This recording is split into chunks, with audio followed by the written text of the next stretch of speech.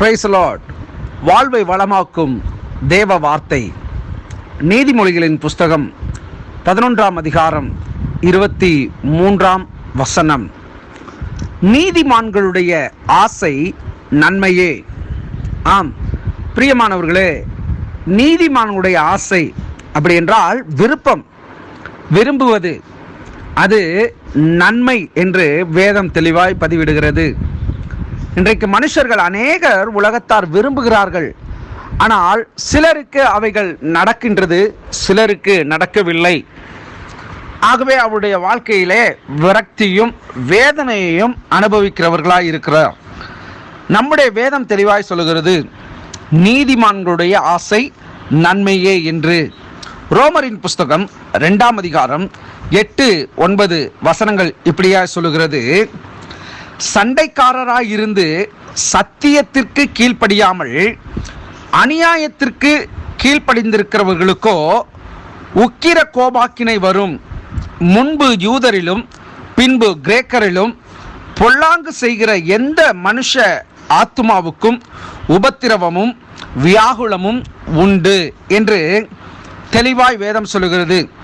அதாவது சண்டை பண்ணுகிறவர்களும் சத்தியத்திற்கு கீழ்ப்படியாதவர்களுமாய், இது ரொம்ப முக்கியமான ஒரு காரியம்.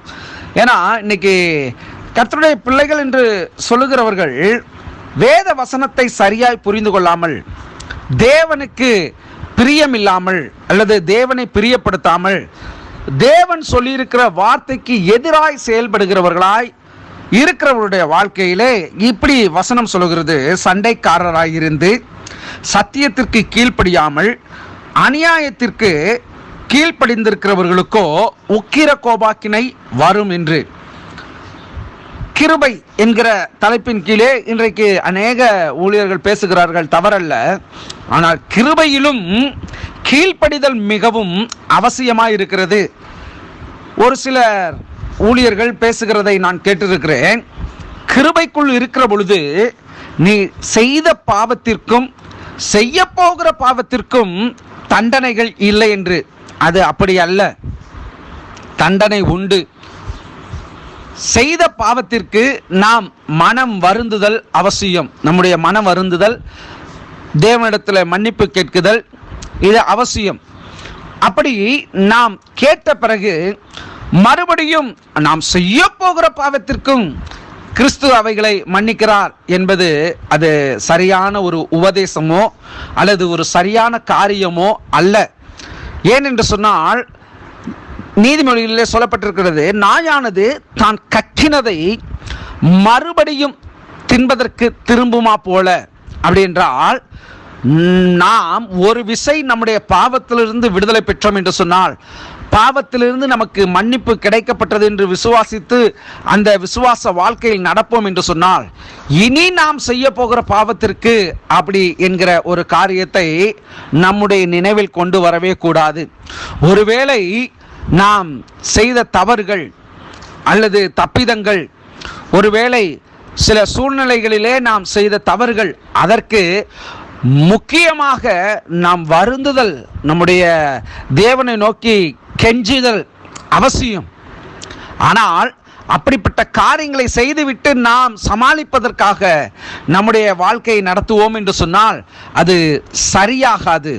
அப்படிப்பட்டவர்கள் என்னதான் தேவனை விசுவாசித்தாலும் அவர்களுடைய வாழ்வில் நிச்சயமாக நன்மையை அவர்களால் அனுபவிக்க முடியாது. ஏனென்று சொன்னால் நீதிமான்களுடைய ஆசைதான் அது நன்மையாக காணப்படும். ஒரு துன்மார்க்கன் அல்லது நீதிமானாக இருந்தாலும் பாவத்திற்கு அடிமைப்பட்டவனாய் மறுபடியும் அவன் விழுந்து போகிற பொழுது அவனுடைய ஆசை எப்படி நிறைவேற முடியும்? வேதம் தெளிவாய் சொல்லுகிறது, சத்தியத்திற்கு கீழ்ப்படியாமல் அநியாயத்திற்கு கீழ்ப்படிந்து போகிறவர்களுக்கு உக்கிர கோபாக்கினை வரும் என்று சொல்லி. அப்பொழுது வசனங்கள் இவ்வளவு தெளிவாய் சொல்லுகிற பொழுது நம்முடைய உபதேசங்கள் மிகவும் ஜாக்கிரதையாக இருக்க வேண்டும்.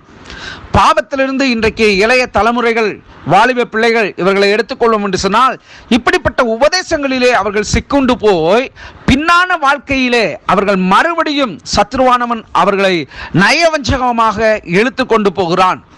இப்படிப்பட்ட காரியங்களிலே விழிப்புள்ளவர்களாய் வேத வசனத்தின் அறிவு தேவ பிள்ளைகளாகிய நம் ஒவ்வொருவருக்கும் அவசியமாயிருக்கிறது. 9ஆம் வசனம் சொல்கிறது, முன்பு யூதரிலும் பின்பு கிரேக்கரிலும் பொல்லாங்கு செய்கிற எந்த மனுஷ ஆத்துமாவுக்கும் உபத்திரவமும் வியாகுலமும் உண்டு என்று சொல்லப்பட்டிருக்கிறது. ஆகவே தேவனுடைய பிள்ளைகள் நாம் விரும்புகிற நன்மைகளை தேவன் நம்முடைய வாழ்க்கையில் அவர் கட்டளையிடுகிறவராய் இருக்கிறார். இதே நீதிமொழிகள் 10:28 சொல்லப்பட்டிருக்கிறது, நீதிமான்களின் நம்பிக்கை மகிழ்ச்சியாகும், துன்மார்க்கனுடைய அபேட்சையோ அழியும் என்று சொல்லி. அதாவது ட்ரூ ஆர் ஃபால்ஸ், அதாவது உண்மை உண்மைக்கு விரோதமானவை என்று சொல்லப்பட்டிருக்கிறது. நாம் எப்பொழுதும் வெளிச்சத்தின் பிள்ளைகள் உண்மையாகத்தான் நடப்பார்கள். அவர்களுக்குள் இருள் எவ்வளவேனும் இராது என்று வேதம் பதிவிடுகிறது. தேவ பிள்ளையே, நீங்கள் விரும்புகிற நன்மைகளை தேவனாகிய கர்த்தர் உங்கள் வாழ்விலே செய்கிறதற்கு அவர் போதுமானவராய் இருக்கிறார்.